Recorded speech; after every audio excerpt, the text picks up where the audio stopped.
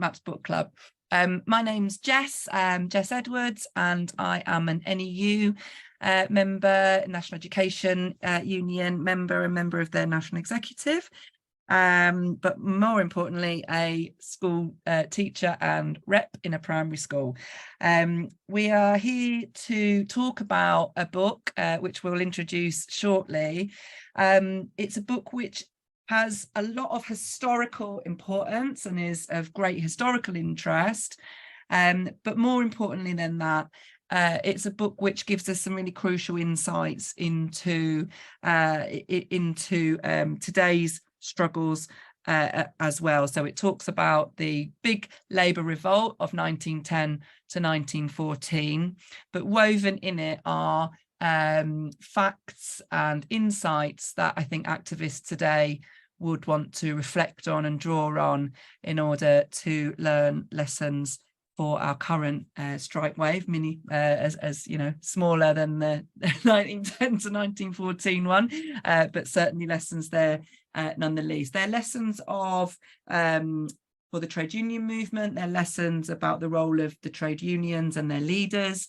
They're lessons about the role of Labour and Labourism, of rank and file movements, of rank and file independence and rank and file organisation, and questions that are thrown up in our movement now. What does all of that mean? What is the relevance of all of those sorts of terms for today?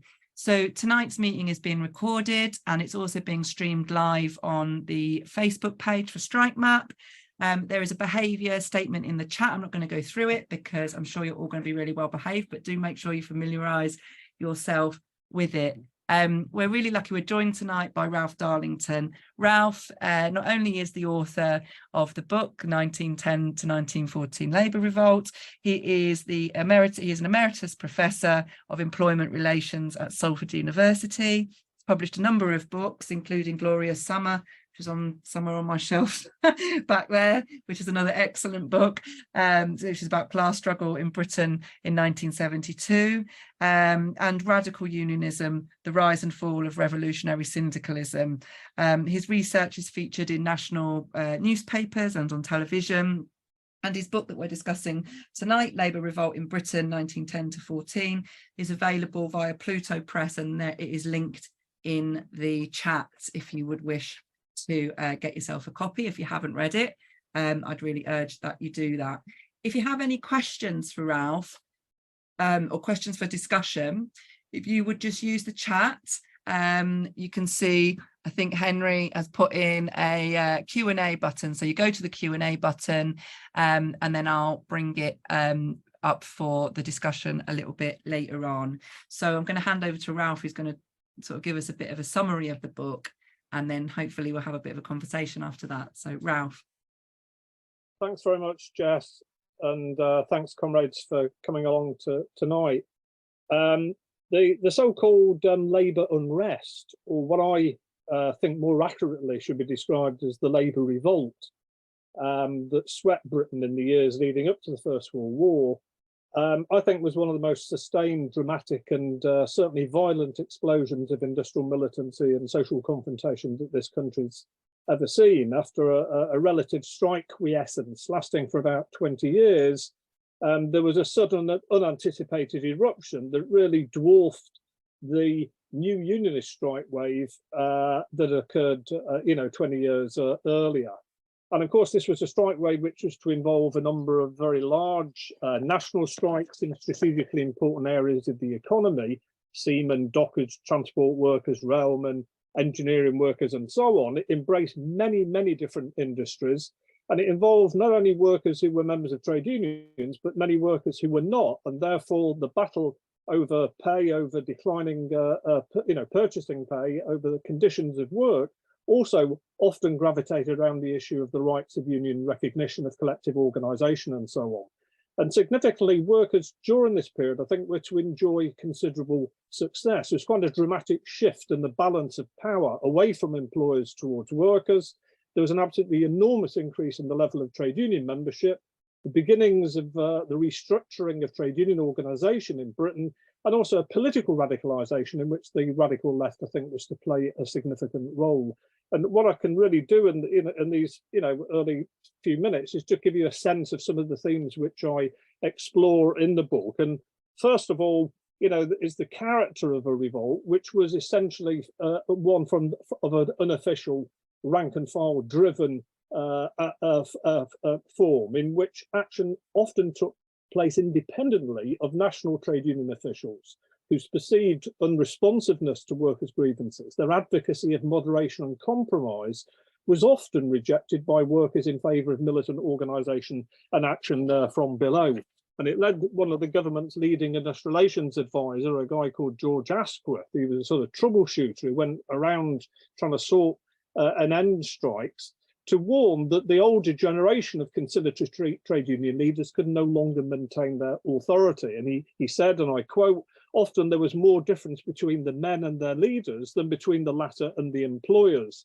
And here I think it was direct action. In other words, the idea that rather than looking somewhere else to solve their problems, workers had to take action themselves in the workplace through strike action. This really became the gospel of the day. And therefore the strikes, you saw really a sort of belligerent working class self-confidence, the emancipatory nature of much of the strike activity, in which, although it was rooted around the issues of pay, of conditions, and of collective union organisation, invariably reflected much broader underlying concerns, with a demand for dignity, respect, control over working lives, and so on.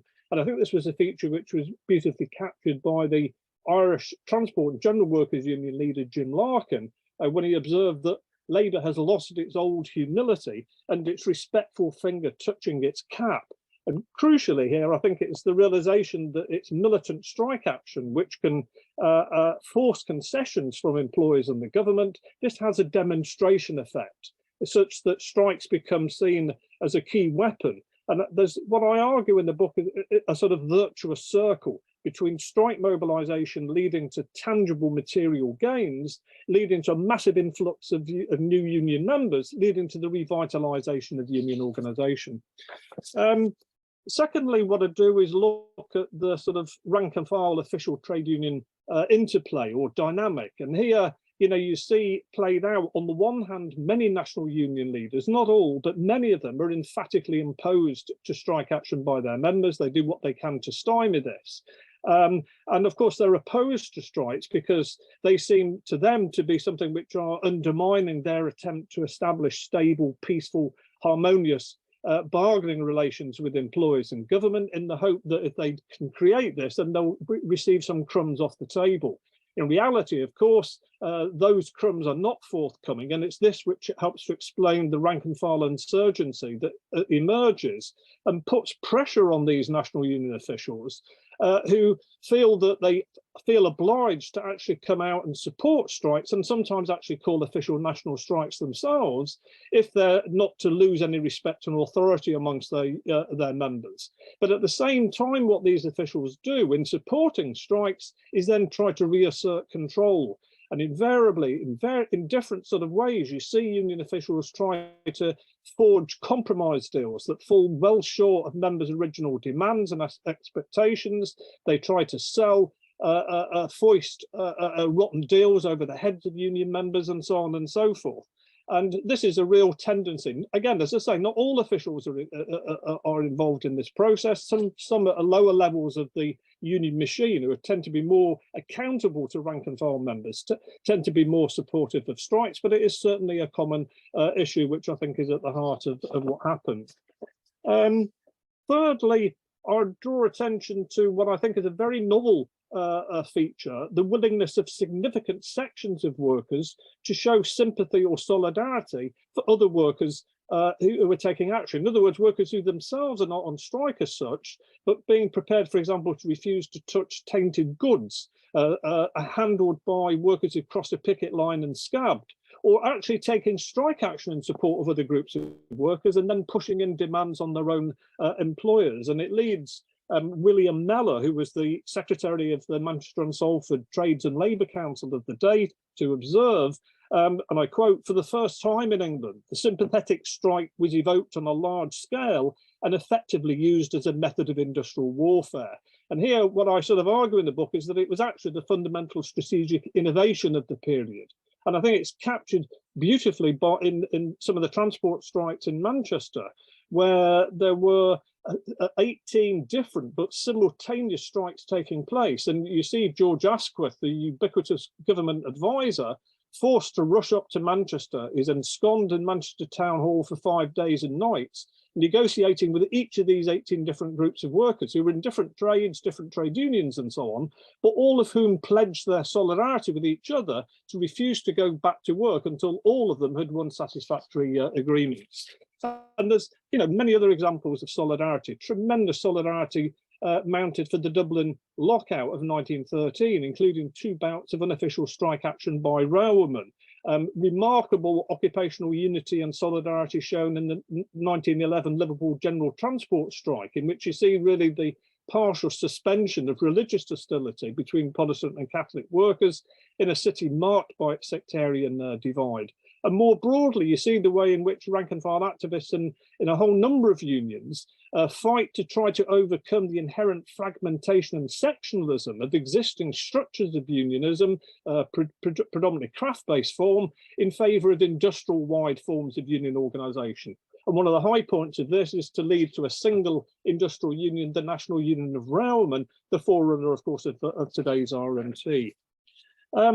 Fourthly, I look at the way in which, although the overall numbers of women involved in strikes was only a fraction of their male counterparts, there were nonetheless many women workers' strikes. And I try to pull this out in different sort of ways.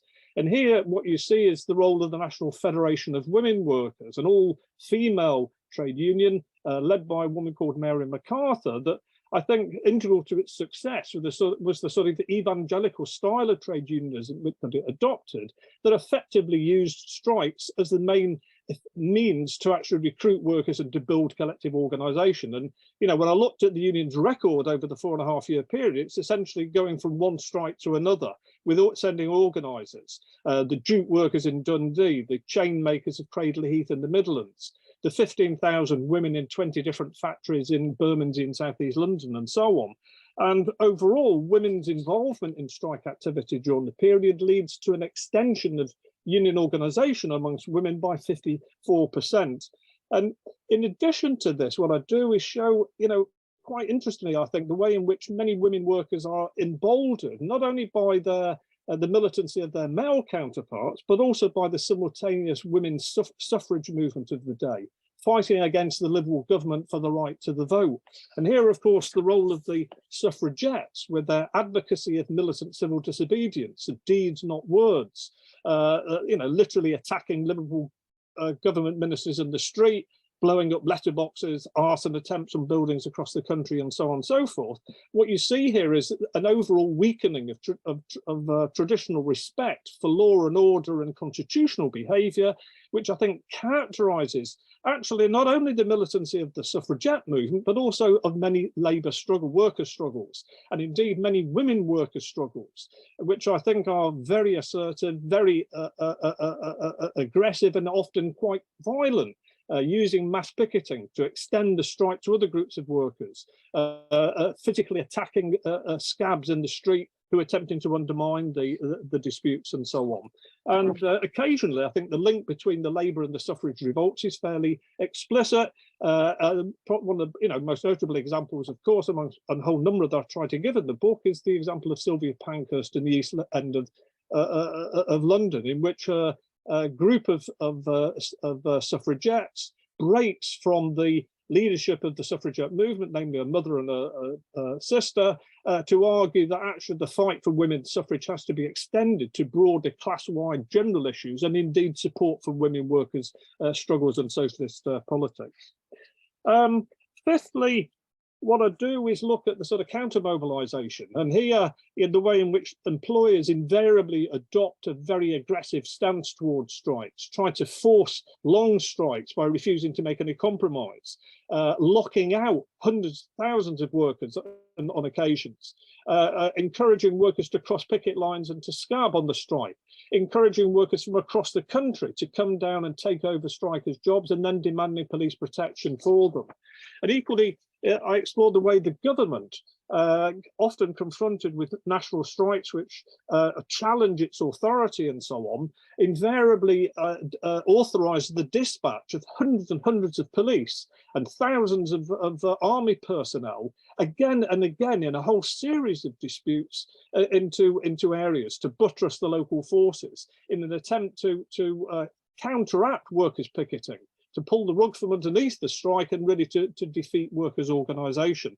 And of course, it's the combination of the use of scabs, the encouragement of them, the use of the police and the military to try to enforce this provocative form of behaviour, which leads to repeated bouts of confrontation, of sometimes rioting in the streets and so on. There's hundreds of arrests and prosecutions. There's a whole number of casualties and on occasion fatalities. Workers being bludgeoned to death over the head with police batons, workers being shot dead by the military in the streets in places like Liverpool, in Tonypandy, in Llanelli, and so on. You know, these are the things which occur. Sixth, I look at, I think, the way in which this is a Labour revolt which contributes to a widespread questioning of, and I think in some respects at least, a direct challenge to the existing political system in Edwardian Britain. You know, workers have much broader underlying concerns around the issues of wages and conditions in union organisation, and then they're confronted with very intransigent employers, hesitant if not oppositional union officials, the defiance of magistrates and the government, the violence of the police and the military, and so on. What you see is a sharp polarisation between workers on the one hand and employers, government and the state apparatus on the other. And meanwhile, I think many workers have become disaffected with the parliamentary politics caused by the functioning of the newly formed Labour Party in the House of Commons, basically operating as an adjunct to the Liberal government, and whose preoccupation with the notions of reform from above and electoral considerations mean that at best the Labour Party is irrelevant to this Labour revolt, and at its worst is openly antagonistic to militant strike action. And therefore, as a result, what I try to show is that the established, if you like, rules of the game, piecemeal social reform, by means of either institutionalised collective bargaining through the channel of the trade unions negotiated by officials on the one hand, or parliamentary action through the channel of the Labour Party and MPs on the other, is widely put under considerable strain. And instead, what is reinforced is the appeal of combative industrial struggle in the workplace as the key weapon to advance labour movement's interests. And it encourages a process, therefore, of radicalisation, a counter politics, to a celebration of class solidarity to try to shift the balance of power. And if you bear in mind that this is a workers' revolt which takes place, as I've sort of intimated, in the broader context of a suffrage revolt, and also, of course, there's the fight for Irish independence from British imperialism, and the threat of civil war that emerges as a consequence of the reactionary counter-mobilisation to a Home Rule Bill, that you see the zeitgeist of the period is one which is a real challenge to the political system. And although, you know, by no means is this a revolutionary period, nonetheless there are elements within the strikes which I think point to the possibility of you know, more radical change that takes place. Seventh point, is I look also at the way in which workers' readiness to take action is not only caused and stimulated by economic and political factors and others which I explore. I think it often critically depends on the encouragement that workers receive from thousands of workplace militant activists within their own ranks, who play a role in identifying and articulating and stimulating workers' growing sense of grievance, who advocate militant forms of struggle and as being legitimate and an effective means of redress, who assume leadership roles, who generate solidarity from other workers, who generalise from worker-specific economic grievances to broader class-wide and more political concerns. And here, what I try to do is show that although they only form a small minority of the labour movement, the ideological and political role of the radical left, activists and groups, during a period of time when the Labour Party is a relatively marginal force, I think is particularly notable and important. It provides an intensely ideological and political cutting edge to workers' militancy, which is explored. And then, you know, just finally, to say that, of course, you know, this forward momentum of the working class revolt, let alone any revolutionary outcome, of course, was to be seriously undermined. And although, you know, I explore this in much more detail in the book, I can just signal, you know, finally some of these issues which were problematic. I mean, first of all, there's a whole series of setbacks and reverses of workers being defeated. Secondly, there's the way in which, although the momentum of the strikes is very much from below by the rank and file, as I've suggested, national officials again and again ultimately are able in varying ways to reassert control, and this has often deleterious consequences. There's the related problem of rank and file organisation, because although there's tremendous enthusiasm from below, and there are some networks in individual unions and so on, it's all at a very embryonic stage in terms of inter-industry, inter-union development. And there isn't the sort of development which takes place in the First World War, with the shop stewards movement or so on, that can begin to really act to not only to put pressure on officials, but be able to take action independently in the workplace. There are continued gender divisions. So even though women are winning significant increases in pay, they still pay considerably less than men. There's the way that the Liberal government are able to accommodate the three revolts I've mentioned, the workers' revolt, the suffrage revolt and the Irish revolt, and although there are some interconnections between these, there's a huge and frustrating gulf between them, effectively coexisting side by side on parallel tracks, and that undermines their potential united power. And then I think there's the political and strategic limitations of the radical left. And here I think the most notable problem is the way in which you get some of the activists who put all the emphasis on workers' economic industrial struggles, and on the other hand you get those who put all the emphasis on political ideas and political organisation and so on. And although, again, some individuals try to fuse these together, this isn't the majority view. This was not only to come again in the First World War and afterwards, when there's a radical reassessment of strategy and tactics. And of course, finally, the strike wave anyway was to shudder to a halt, stopped in its tracks by the onset of the First World War in August of 1914. This wasn't the end. It was certainly a pause in the strike wave, but of course the strikes were to re-emerge fairly rapidly within a few months' time in the First World War, and then were to explode on an even greater level in the years of 1919, 1920. So I'll leave it there as a way of introduction.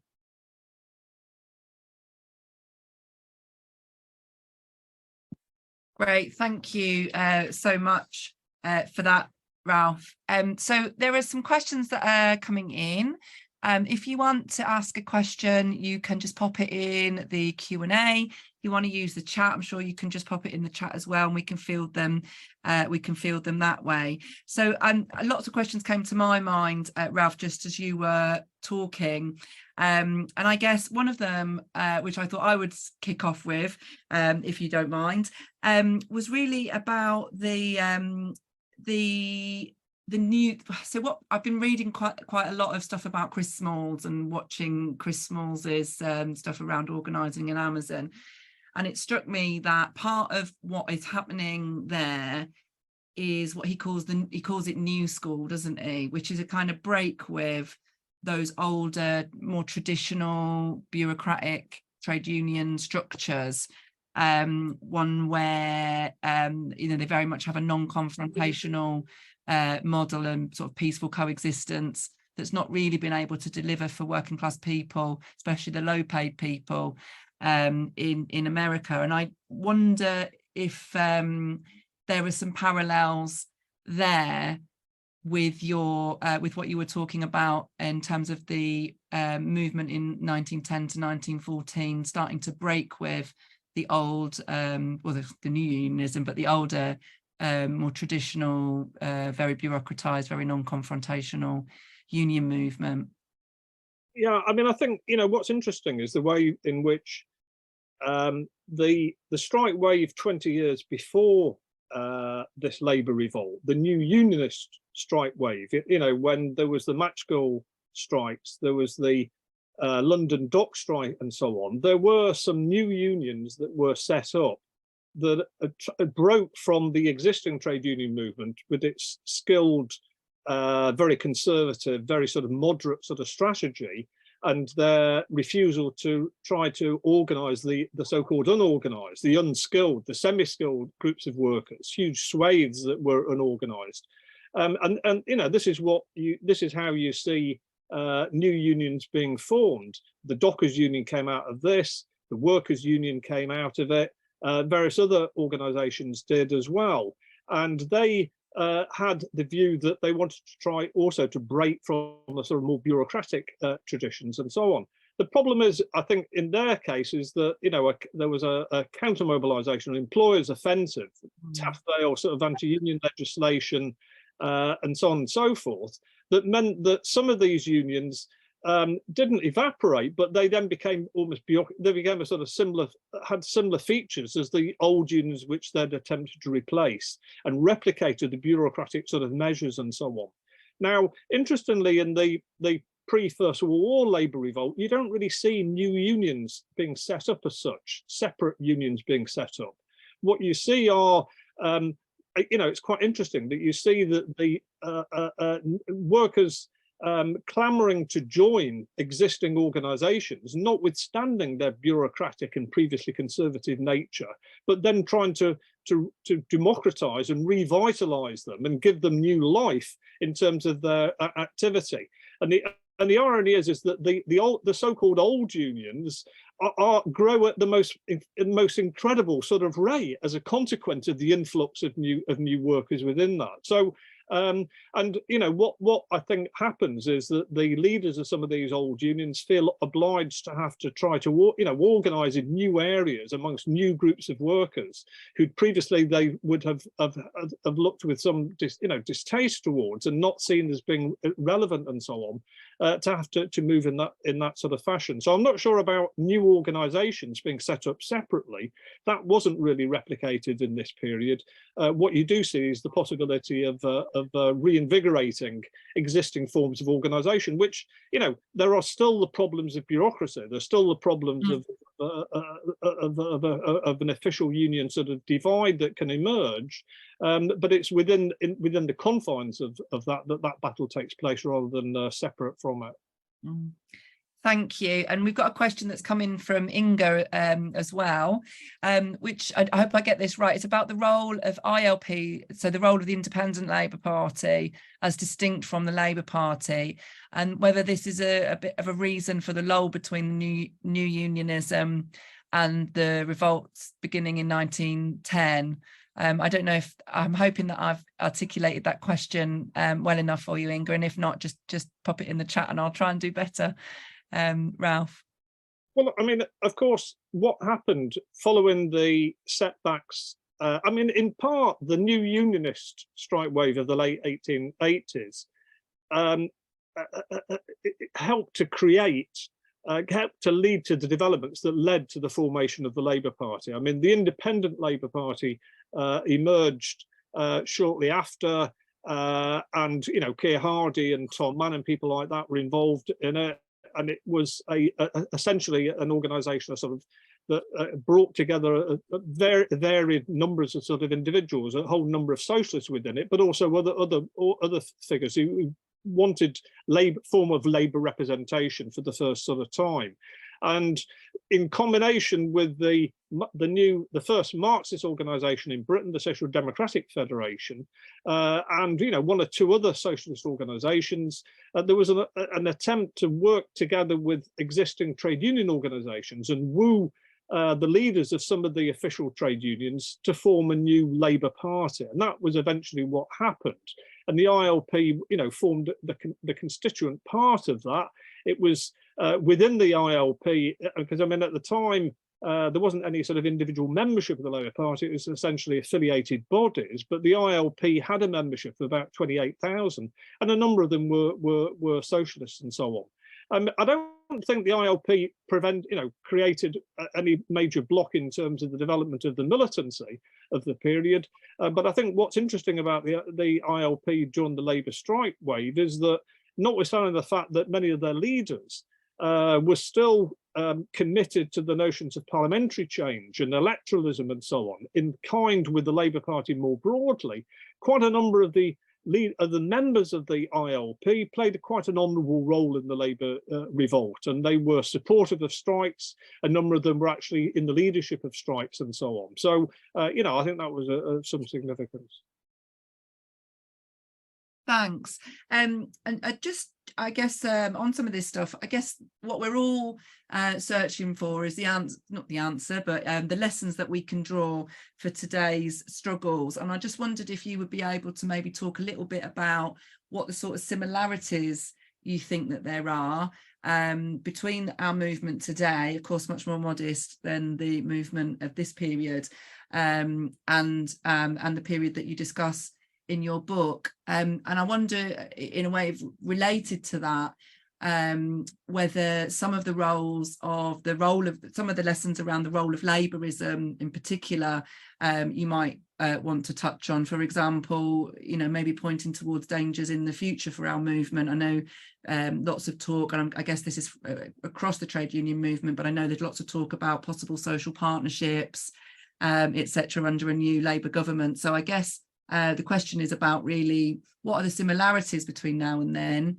and what are the kind of pitfalls and dangers that we might want to avoid, especially around the role of Labour and that pull of Labourism.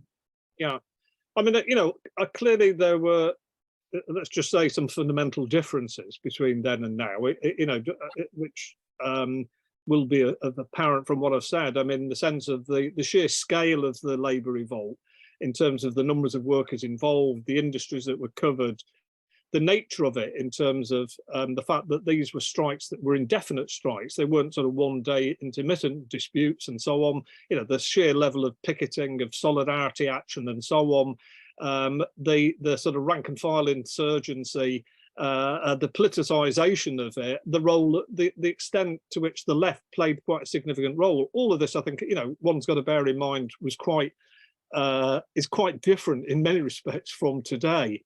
That having been said, I mean, there are some features which I think carry over, which have a contemporary relevance and which are useful to explore. And so, one thing I think is clearly the role of trade union officialdom. I mean, I think if we think of the strikes over the last year, as significant as they've been, the problem of trade union officialdom, who invariably, and again, it's in different, plays out in different fashions, but have attempted to restrict action to fairly limited kinds of intermittent sort of action, rather than escalating that, of trying to do so in a way which doesn't lead them into confrontation with employers and government too much, and hoping that somehow, strikes can be used as a sort of bargaining tool to try to win concessions rather than to really, come out all out. And in addition, the way in which, in some unions at least, union officials have played a role in trying to stall militancy, in trying to call off action, in trying to agree a compromise deal and then foist it on members. Then we saw all of this in the Labour Revolt period, and then that seems to me to be a feature which is similar today and raises alarm bells about how that is. I think also there is clearly, today some rank and file disaffection, isn't there? I mean, we've seen that in the RCN, we saw it in the University College Lecturers Union, we see it to some extent inside the Communication Workers Union and elsewhere, that workers feel, as whilst they're supportive of the strikes and in the balloting process for those strikes, then the danger is that they feel disaffected from officials and the way in which some of these actions are being taken, and felt it necessary to try to form some more independent forms of organisation. And although at this stage in the game, it's because of the 30 years of retreat and so on that the trade union movement has undergone, the weakening of workplace organisation, it's all at a very tentative and embryonic stage. But the fact that there have been, in the RCM, within the CWU and so on, some attempts to have sort of rank and file networks of resistance inside the unions, and then more broadly, some initiatives being taken to see of an inter-union, inter-industry kind. The Troublemakers Conference coming up, the Workers' Summit Conference coming up, I think is of significance, and it's replicating, not in the exact same format, but some of the features that occurred in the Labour Revolt. I mean, when you talk about the Labour Party, of course, again, this is the case, isn't it? Because I don't think when you think of workers over the last year taking strike action, many of them are looking towards Keir Starmer as the sort of as the Fifth Cavalry to come to their aid. Actually, we know that Starmer's made it quite clear he doesn't support the strikes in terms of wanting fiscal responsibility. Then strikes seem, from his point of view, threaten that.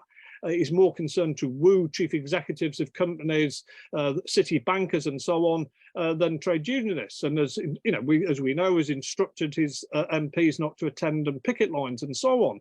And therefore, I think I'm not saying that workers won't still look towards Labour come a general election, perhaps, but I think certainly with less enthusiasm they might have done in other circumstances. And therefore, I think what it does is reinforce the notion of direct action, of extra parliamentary action, rather than looking above to Parliament, to the Labour Party. Workers having to feel that they have to rely on themselves, on their own activity and support that can be generated from others.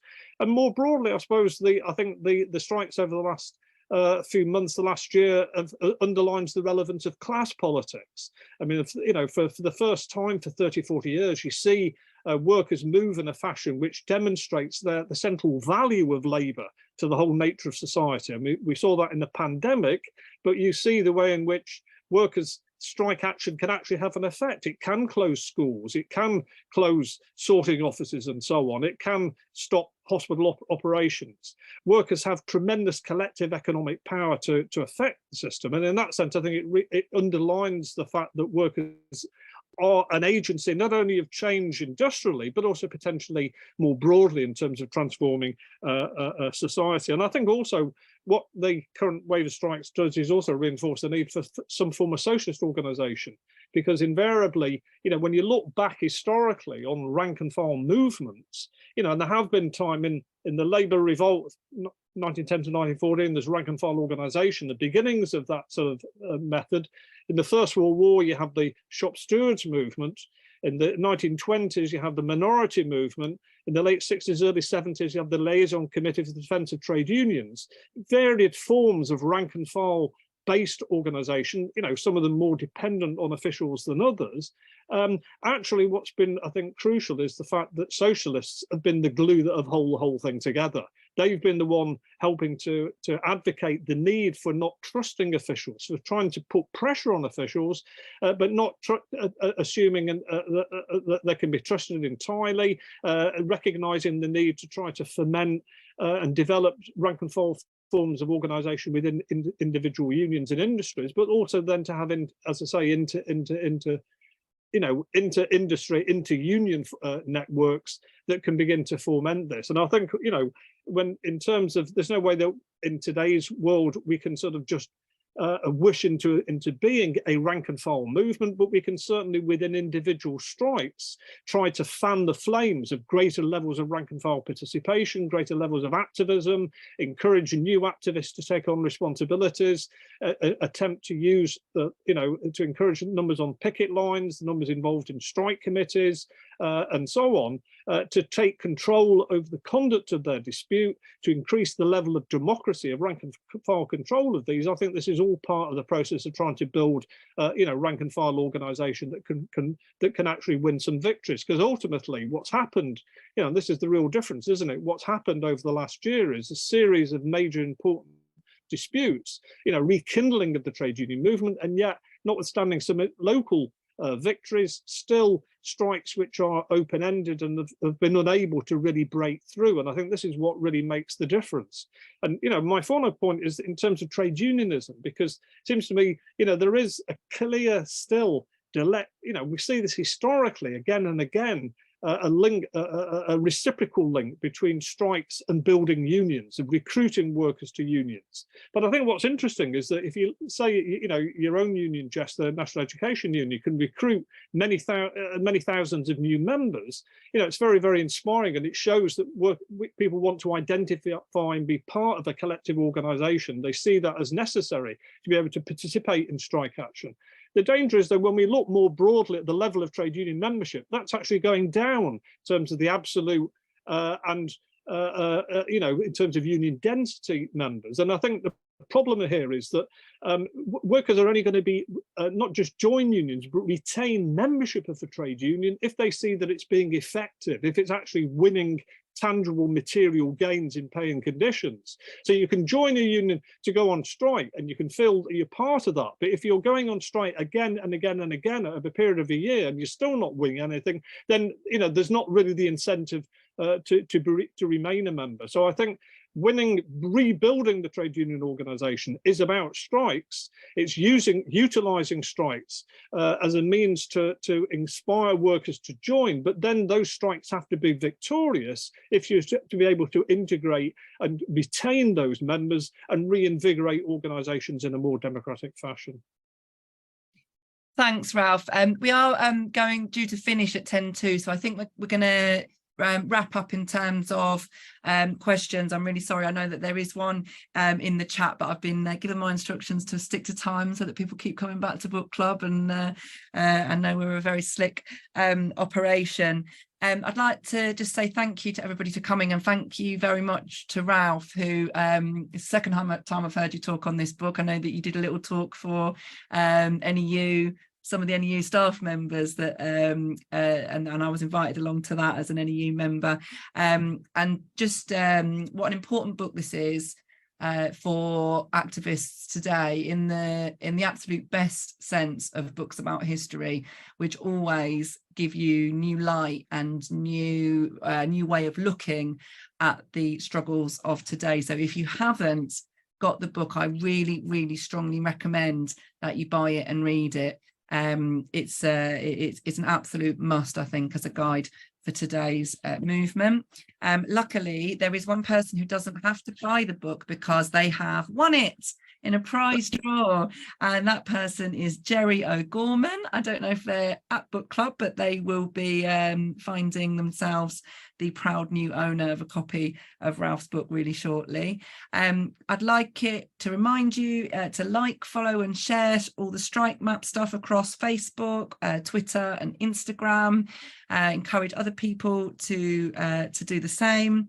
And to sign up, if you can, for the Troublemakers Conference in Manchester on the 29th of July. I know Ralph also talked about the Workers' Summit, which I'm very involved in organising, which will be sending out information shortly after that event.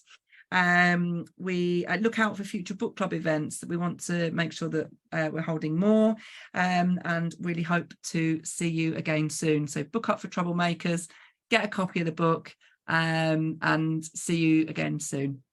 Thanks very much.